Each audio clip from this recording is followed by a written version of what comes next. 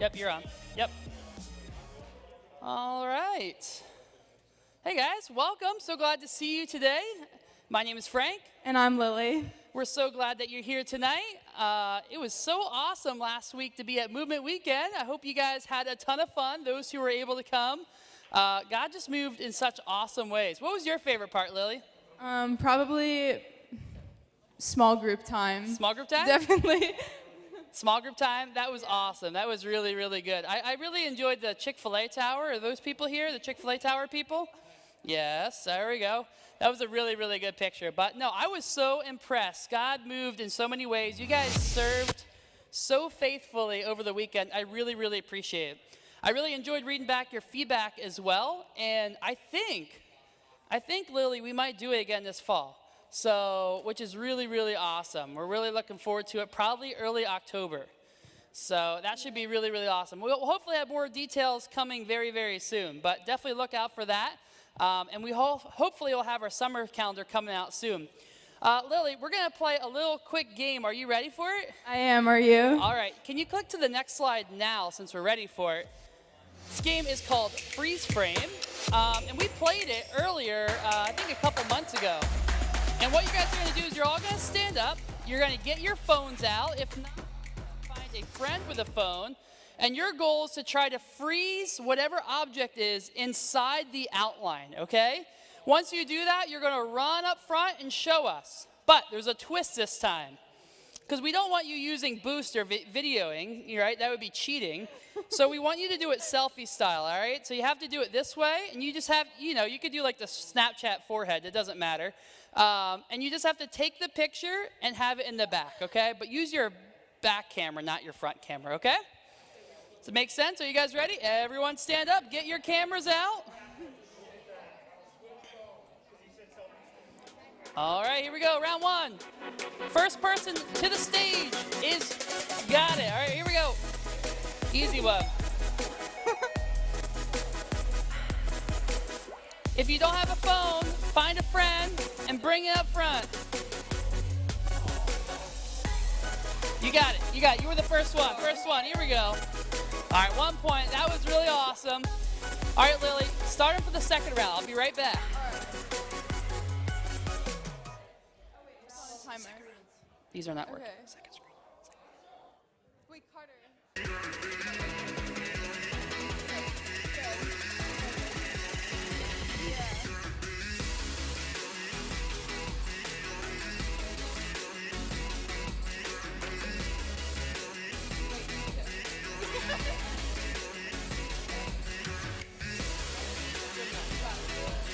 We have a winner. Okay.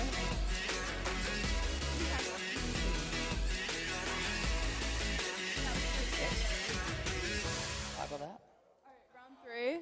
It's time for round three. To use a live photo, and then I would do that.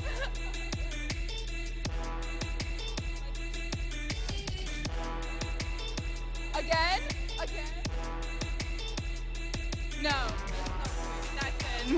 That's in.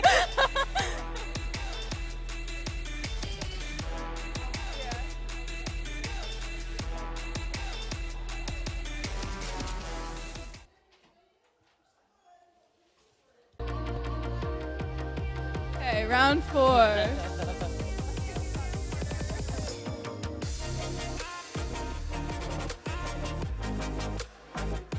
Carter.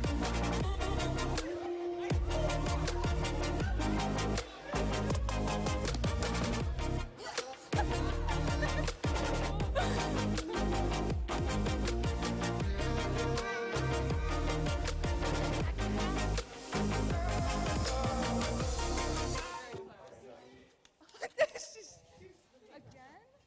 No, you didn't. Oh my goodness. Okay. What are you doing?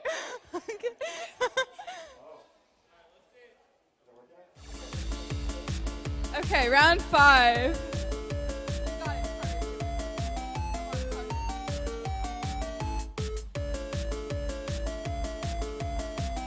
on, Carter.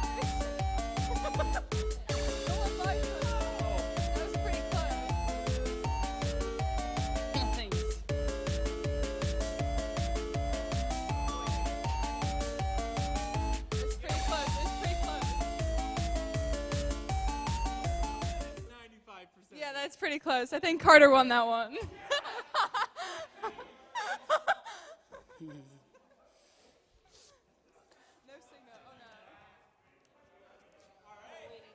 I know, I have to. Oh, we're switching? Next game or next round? Next Sorry, round? it froze. I'm ready. Oh, oh. Oh wait, Going. Carter, This is first. we have round 6.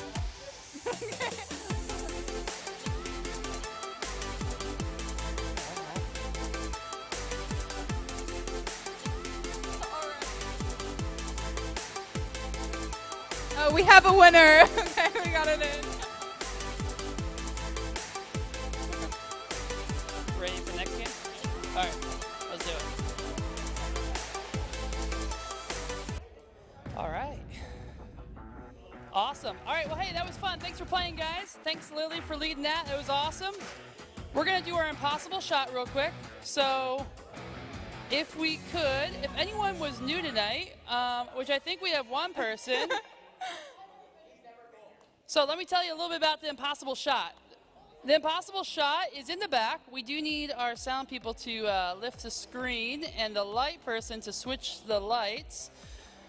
The way this works is there's a target on the back, which you're going to see in about a second here, and the goal is to try to shoot it through the O in the target. If you do, we have $200. Could you go grab the check for me? $200 in cash for you and your friend, if you invite someone new. So I do know one person, right? You invited a friend today, right? I do. Does he want to come up and take the Yes, impossible Matt, shot? come here. All right, cool. All right, so there's the check. So you can actually jump down here. We're going to change it. We're going to take it from down here, not on the stage. All right, Matt. Well, it's nice to meet you. We're going to give you a bow and arrow here.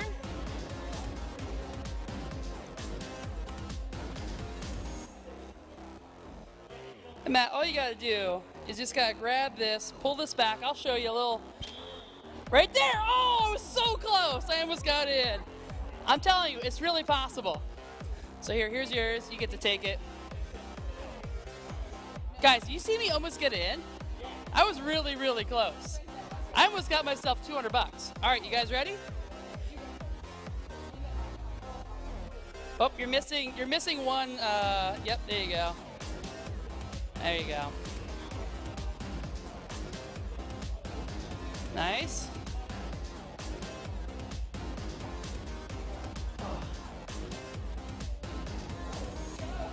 Oh, close. At least you got it to the back. All right, Lily, here we go. $200 in cash for you and Matt. Oh. Well, hey, guys, thank you for playing. Good to meet you, Matt. Thanks, Lily, for inviting a friend. All right, I'll have to keep the $200, but I almost got $200. That was really close. So, again, if you invite a friend, you get a shot at the impossible shot. We also have the Plinko board we're bringing back over, so you always will win something like a gift card with your friends. So, sorry, Lily, you guys didn't get that. Oh, we have another person. All right, come on up. Here we are. Good to see you. Good to see you too. Yeah, wait, yep, yeah, if you keep it up. Yeah, All right, Maddie, I didn't invite you, but I want to take the shot again. So you go ahead, you shoot your shot. Maddie, I feel like you're going to hit this in. Nope, no good.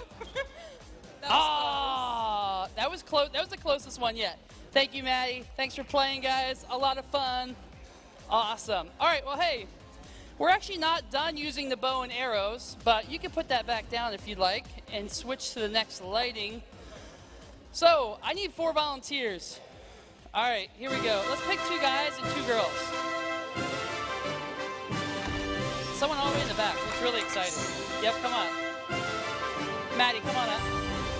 All right, and 2 guys. All right. You 2. Yep, come on up. We'll get you guys later. All right, guys, so come up to the stage. Yeah, come on up to the stage. Here you go. You guys get some extra practice here. All right, they each get how many? Well, give them 3 to start with. 3 to start with. Okay, here we go. So we have some sumo wrestlers coming in a few minutes. So you can hold those.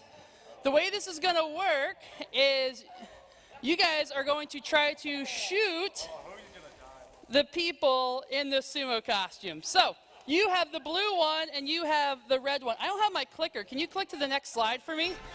Thank you.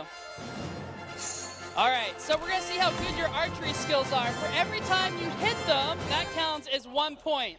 You're going to have 60 seconds, all right, 60 seconds. Now, why do you have 2 people? Well, one of you is going to be bringing back the darts that you miss. So one person go in the back next to the sumo of your choosing. You guys are going to switch. You both will get to do it. Yep, so go ahead. Go in the back. All right. So you're trying to shoot the blue one. You're trying to shoot the red one. They can run wherever they want. Just please don't run around the crowd so they don't get shot in the face, all right? You're shooting the red one, okay? All right, you have 60 seconds. When I say go, 3, 2, 1, go! All right. Nope. You guys can pull it back a little harder. Oh. Oh. Oh, it was close. Yo, he hit him right here. 1 point. All right, 1-0. Yeah, you get more points if you hit him in the head. 5 points. 2 points. 2 points. He hit you in the head? All right, 2 points. 2-0. Here we go. All right. Keep bringing them up. Keep bringing them up. There should be a countdown on. Next slide. I say 15 seconds left. 10, 9, 8, 7, 6, 5, 4, 3, 2, 1. Oh, you had to get a headshot. All right, you guys got it. 2-0. Switch real quick. We'll continue the score. We'll add an extra arrow now, just to make it more fun and more likely to hit them. Lily, how's it going so far? It's all good. Is it going well? So we only had 1 headshot, which is pretty impressive. Should we move them up closer? Yeah, let's move you guys up closer. You're a little too far away. All right. Very good. So who is actually, can you go interview the people in our costume real quick, just real fast, before we jump into the next round here? Don't hit them quite yet. All right, who is in the blue sumo costume? These are all small group leaders, by the way. My name is Aaron. 7th and 8th grade guys. What's up? 7th and 8th grade guys, give it up for him. Lame-o. All right, here we go. Next one. I'm Steven, and 10th, 11th grade boys. All right. So you get to shoot your own small group leader. Excellent. That's great. All right, let's put the countdown timer up. Once it starts, we got 60 seconds. Go, go, go, go. Oh. Watch for the crowd. Oh, right there. That's a hit. All right, 1-2. We're continuing the score from last time. Here we go. He's moving. He's moving. Oh, no. Can you help her with it? She might need a little help. 2-1. Did you hit him? That was pretty close. Oh, the bow's not good. Yeah, my bow's faulty. Your bow's faulty. Really? It's definitely not my fault. All right, here we go. 43 seconds. 43 seconds. Yeah, for some reason it does seem like it's going. Oh, direct hit. 2-2. Can we get some music going on here? What? That'd be good. Oh, right there. All right. 3-2. 3-3. It's a tight race. We got 25 seconds. 3-3. Oh, just missed him. You're getting it. You're getting the hang of it. Oh my! Now he's really taunting them. Oh, did that hit him? Did it hit? 4-3. You got 7 seconds. You got to hit him. Did you hit him? 3, 2, 1. We'll let him get one last shot. Oh, all right. Seth, you won it. Let's give it up for him. Great job. Let's give it up for our sumos. Very great job. Very great job. All right.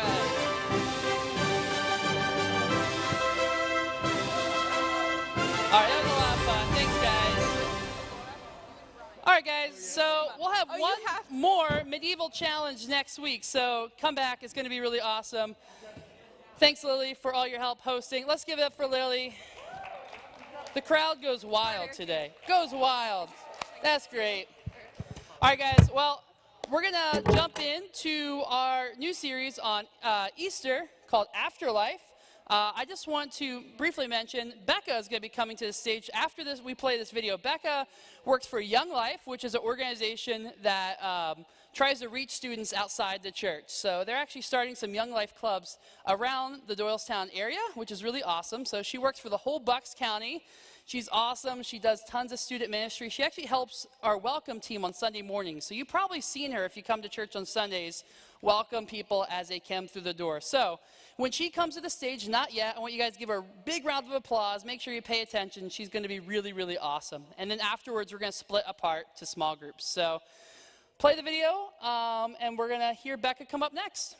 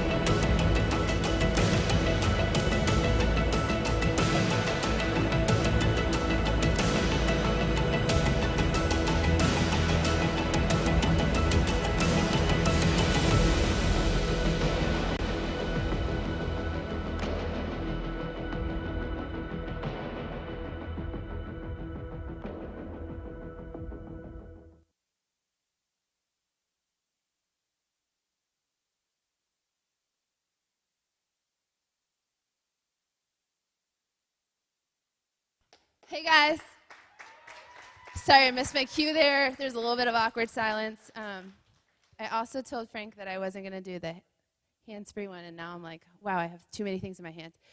Okay, so I'm going to introduce myself a little bit, and I know for sure, like, you guys know me from no one. Maybe you see me, but only if you wake up early and go to the 9 o'clock service, because that's the one that I got scheduled to greet for. So hi to everyone online, too, if there's a live stream happening. If I click this, will it work? Maybe. Look it. Okay, it does. Oh, it went too fast. Okay, so, oh, no. There we go. Yeah, I do. This is great. Okay, so this is me. I work for an organization called Young Life, and I get to hang out with high school students just like yourself who live in Bucks County. I moved here just before the pandemic hit, so I'm still getting to know people and hanging out with them, stuff like that. This is my family. I am one of 10 kids, so there's a lot of us. And you can imagine growing up, that's pretty crazy to grow up with. So I'm the second oldest, and my youngest sister is actually 16, so she's probably the same age as some of you guys. And this is what my family looks like now, because some of them are married, and I have 9 nieces and nephews. So this is a pretty recent photo, but I have one niece that I still haven't met yet, so she's new. But I wanted to share with you a little bit of my embarrassing middle school photos as well, because some of you are in middle school here, right? Raise your hand if you're in middle school. Yes. I love middle school friends. They're my absolute favorite people. This is me in middle school. Yes, I was rocking the space buns and the awkward bangs. It's pretty awesome. I was involved in church, and we had like this 8th grade graduating ceremony with my church. This is me in high school. I'm like over in the white shirt down at the bottom. We thought we were so cool. This is like album cover. We were in a band. This was like our mixtape album cover. But these are all my friends from youth group. And I was really involved in youth group when I was in high school. And it was so special to my life. And actually, I was in one of my best friend's weddings from youth group. And if you look on the far side, Mike and Donnaline are the 2 on the very edge, and they were 2 of our youth leaders, and they poured their heart and soul into us and showed us what it looked like to follow Jesus and to walk alongside of him. And They were such an incredible example to us. And so know that this time that you spend together is really, really important, and it's life-changing, and sometimes you make friends that you'll have for life. So I kind of wanted to start out with that, share a little bit about my life, a little about who I am, and start there. But I might mess that up down. So here we go. Gotta get my notes. I forgot about this slide. But, okay, so I wanted to start out thinking about a little bit. There's times in our life where we feel like we might be the center of the universe, and there's times in our life we might feel lost in the crowd. And as you can imagine, like, growing up as one of 10 kids, I often felt like I was lost in the crowd. Easily forgotten, passed over. Our life was kind of chaos. Everybody was running everywhere all the time. But I often ask these questions of, like, do I even matter? Does it even matter if I'm here? Does anyone care what I think? Does anyone notice what I have to say? And I know that if you're anything like me when I was in middle school and high school, like, you probably have asked those questions once or twice. And even now, like, I know our world has been crazy. I think socially it was hard to interact with people before COVID. And now that COVID's hit, like, we're on Zoom all the time, and you're like, does anyone care if I even show up to Zoom, if I turn my video off, or if I even interact with anything? Does anyone care what I think? Like, it's hard to get a word in when you're in a class because you're like, oh, do I jump in now? Do I not? And I think even, like, interacting in person has gotten a little bit harder, too, because you have masks on, and you're like, I don't know what people think. I don't know how they're, like, receiving me as a person. It can be pretty challenging to interact with people now. And I definitely resonate with a lot of those things. Feeling lost in the crowd. I think my two biggest fears are, like, if I'm forgotten or being passed over. Like, I hung out with a lot of friends in high school that were way cooler than I was, and I always felt like I was fighting for attention in that. One of the other things that I've been thinking about, and girls in the room can probably relate to this a lot more. Maybe guys can too. But this idea of affirmations or compliments. As girls, we know that we're really good at giving compliments. We're like, oh my gosh, I love your red socks. They're really great. I love them a lot. I love your pink shirt. Oh my gosh, your hair looks great today. Oh my gosh, I love your glasses. Like, these things are things that you're like, oh, I love your hair. Like, it's awesome. Like, I wouldn't be able to pull off, actually can pull off long hair, but there you go. But I think, like, we are so used to living life on the surface and so used to complimenting people at a surface level. But those things change. It's like, what if I didn't wear my shoes the next day? Are people going to still notice me? Are they going to compliment me for that? What if my hair looks like a disaster one day?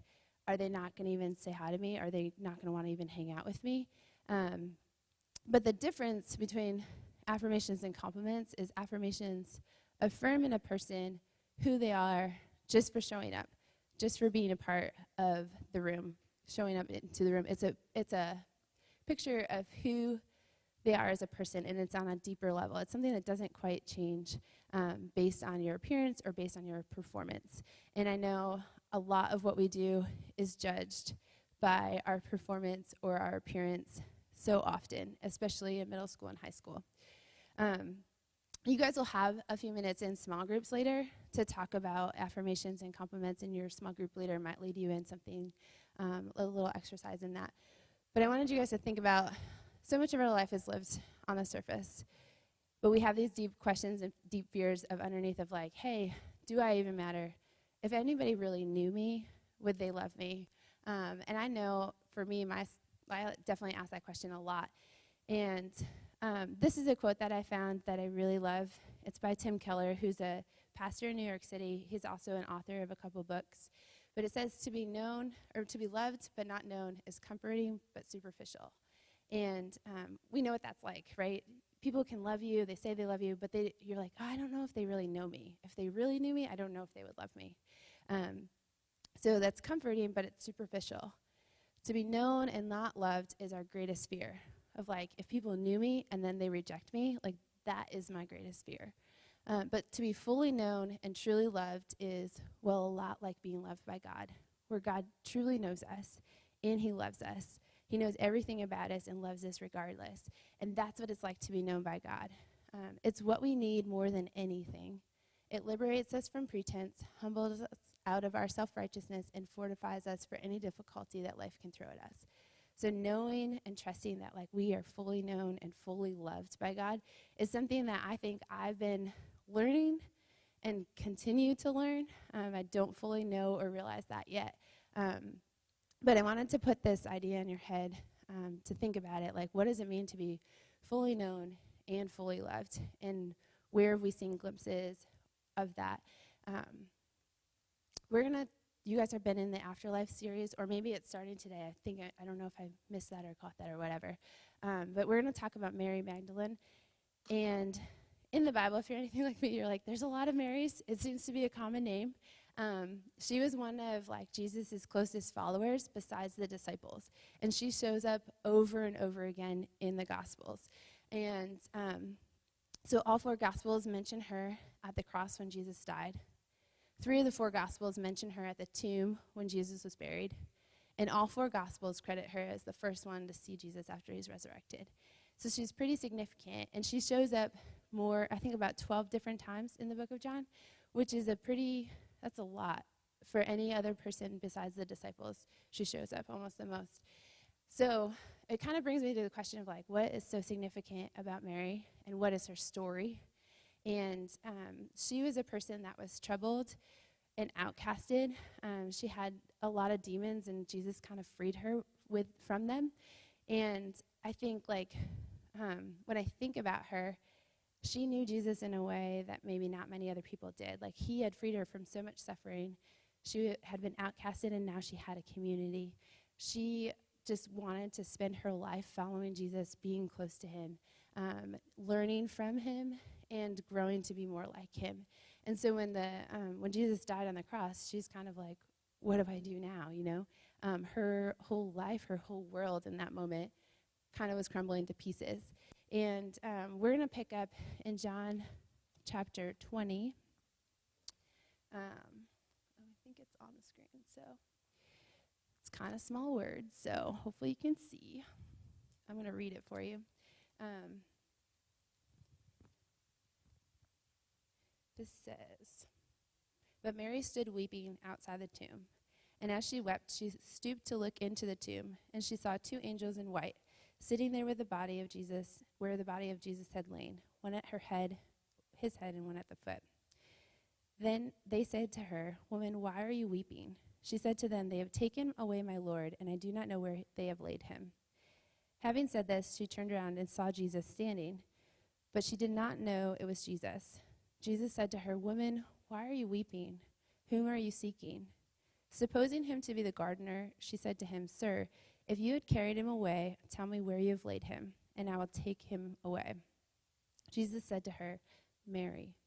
She turned and said to him in Aramaic, 'Rabboni,' which means teacher. And Jesus said to her, 'Do not cling to me, for I have not yet ascended to the Father, but go to my brothers and say to them, I am ascending to my Father and your Father, and to my God and your God.' Mary Magdalene went and announced to the disciples, 'I have seen the Lord,' and that he had said these things to her." I love this, but I also was like, but what happened before this? And I was stuck with this as I was reading this passage, preparing for this. I'm like, why did Mary stay? Because you have to kind of backtrack a little bit. So before this, Mary Magdalene and 2 other women were going to the tomb on the 3rd morning. And we kind of, probably you guys are familiar with the story, but they get to the tomb and the stone has been rolled away. And they kind of see like, hey, I don't think there's a body in there. So they freak out and they run back to where the disciples are kind of holed up in the house because they didn't know what to do. So they're like, we're just going to kind of hunker down and wait this out and hope that nobody comes looking for us. And so they run to them and they tell the disciples, and Peter and John run with them back to the tomb. And John's very specific that he's a faster runner than Peter and that he gets to the tomb first. And it says that they get there and they look in and they see and believe, and then they go back to the house. But Mary stays at the tomb, and I don't know if they forgot to tell her, like, hey, I think we believe that, like, Jesus is still working, or some sort of encouragement. She's sitting there distraught, confused, hurt, like, what is going on? tons of questions and confusion in her head. And I can definitely relate to her of like this season that we're in a lot of ways. I'm like, it can be really easy to ask a lot of questions and be really confused and like, I don't even know what to do, so I'm just going to stay here. And I think if we know anything about Mary, is she just was wherever Jesus was, that's where she stayed. And so where she saw Jesus last is kind of where she ends up, and she sits there. And so I want to kind of draw your attention to a couple of things. When we're in pain and when we have questions, where you position yourself is really important. When you're confused about something, when you're feeling a lot of emotions, like where you go is really important. The things that you run to is really important too. And then they ended up going back and going fishing as well. Mary stays at the tomb, and she just is sitting there kind of waiting and watching for what's going on. So think about like where you position yourself is really important when you're confused, when you're asking questions, when you're hurting. And the questions you ask are really important too. What was the question that Mary was asking? She's like looking for Jesus. They're like, where have you put his body? She even asked who she thinks is the gardener, like, where have you put him? Tell me where he is, and I'm going to go get him, which I have a funny picture in my head of, like, Mary trying to carry a body of a human. I don't know. It would be pretty tricky. But the questions you ask are really important. And I think for a lot of us, when we're in hard times, we ask, like, okay, God, where did you go? You left me here. I have so many questions, and you kind of left me hanging. And so our question more often than not is like, where did you go? Where are you? We're asking the question of who are you? Like, who is God in the midst of suffering for us? Who is God in the midst of our confusion for us? Who is God in the midst of our questions? And had she asked, who are you, to the gardener sooner and actually taken a good look at him, she might have noticed that he was Jesus before he even said something. And the last thing I want to kind of point out is God sees you, he knows you, he loves you, and you matter.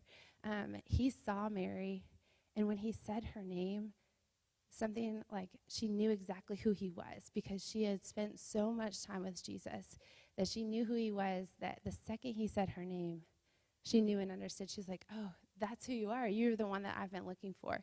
And I think it's so significant that Jesus chose Mary to reveal himself to first. Women weren't well respected in that time. A testimony of a woman wouldn't uphold as much weight in court. But he chose to reveal himself to her first. And I think it speaks to who Jesus was, of like this upside down kingdom of like the last shall be first, and like speaking and being close to the lowly and the people that didn't have much to offer, and instilling in them worth and value and spending precious time with them. So these are some questions for small group, but I wanted to kind of leave you with one other thing too. I was having a conversation with one of my high school girls recently, and we were talking about, she's getting baptized next week here, but we were talking about like, hey, what is your story and how do you communicate that, and like, what has Jesus done for you? And when I first met her a year ago, she had a lot of anxiety, a lot of fears about who she was or being accepted by people or working hard enough to be good enough at what she did. She like always felt like she didn't measure up. And as she was sharing her story, she shared all of those things, but she shared them with this freedom. And we were talking about it afterwards. I was like, you have experienced such a freedom from those things. Those things do not hold you captive anymore. They don't have a hold on you. You know and understand who you are in Christ, and Christ has set you free from those things. And it was really cool to kind of identify that with her and then see, like, when we surrender ourselves to Jesus, when we are known by him and loved by him, there is a freedom there that we experience, that we don't have to continue to try to please people. So that first question, I don't know if it's up there, it's so small. But what would change in your life if you fully understood who Jesus is, and how he sees you? Like, what would change about your life? How would you treat other people? How would you view yourself? How would you treat yourself if you knew and understood the value that God places on you? This is something that I feel like I've been learning and growing in a lot over the last 35 years of my life. But I would encourage you guys to have like conversations with your groups tonight. Talk about it. Talk about what you see from the story, what you learned from Mary of like, why do you think she stayed at the tomb? Who was Jesus to her? What are the questions she's asking? What are some of the questions that you ask when you experience hard things? When you're confused about things or you're hurt in a lot of different ways? What are the questions you're asking? Where do you go in those moments? And what do you hope to see or hear from God in those moments too? Because God sees us, he knows us, and he loves us, and he wants to be with us in our pain, in our questions, in our confusion. So I'm going to pray for us, and then I think we have some worship after that. Jesus, thank you so much that you know each and every one of our names, that you know what's hard in our life, that you know what's really fun in our life right now. God, that you have promised to be with us, that you know us and you love us, even though we have hurting and broken parts of our lives. Jesus, I thank you that you came to set us free from the things that hold us. Jesus, I pray that you would be with us, that you would speak to us, and that we would feel known and loved in our small groups, but ultimately known and loved by you. In your name I pray. Amen. Would you guys stand?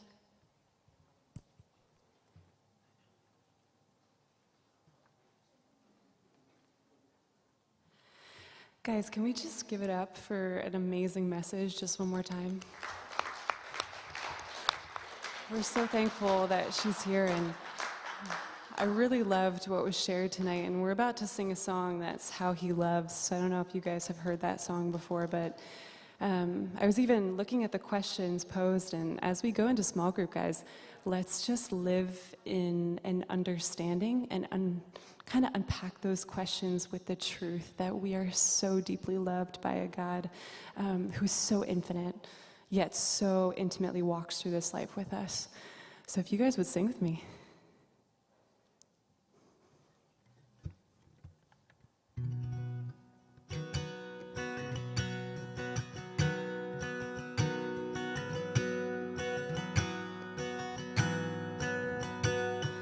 He is jealous for me.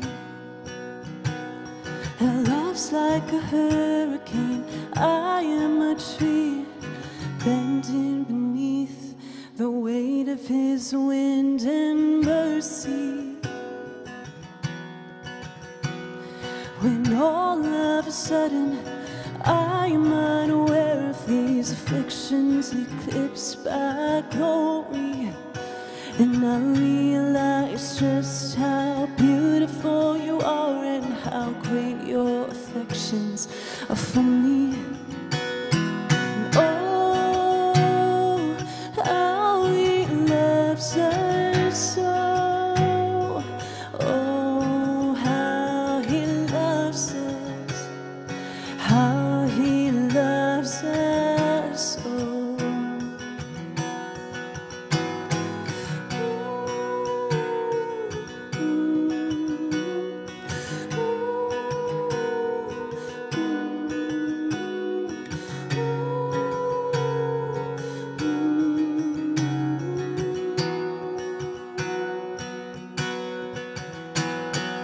He is jealous for me. Love's like a hurricane. I am a tree bending beneath the weight of his wind and mercy. When all of a sudden I am unaware of these afflictions eclipsed by glory, and I realize just how beautiful you are and how great your affections are for me. And oh, how he loves us so. Oh, how he loves us. How he loves us so. Yeah, he loves us. Oh,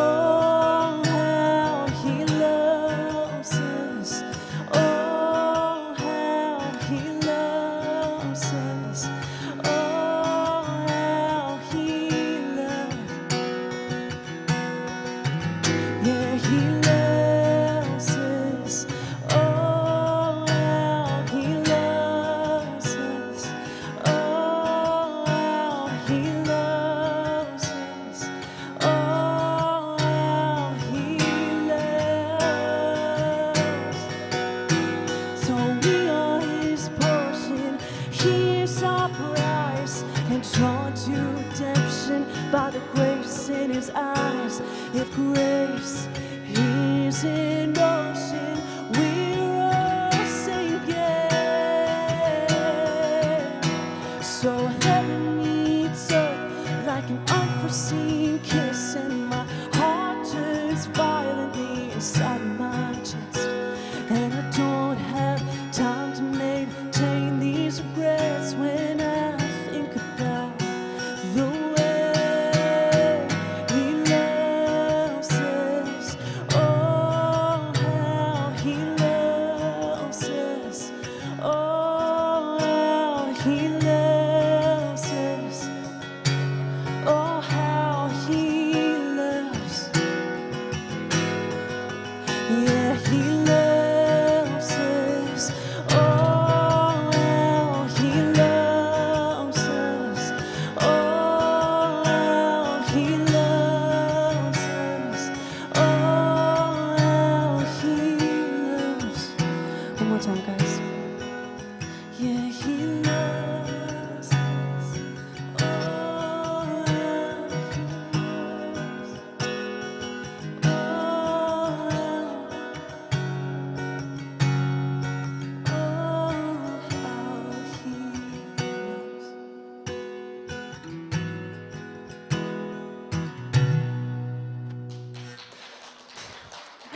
Father, thank you so much for this afternoon, and I pray, Lord, that you would just feel those words. Father, just let that penetrate our hearts, and may we just go about this week knowing how deeply you love us. In your name we pray, amen. Enjoy small group, guys.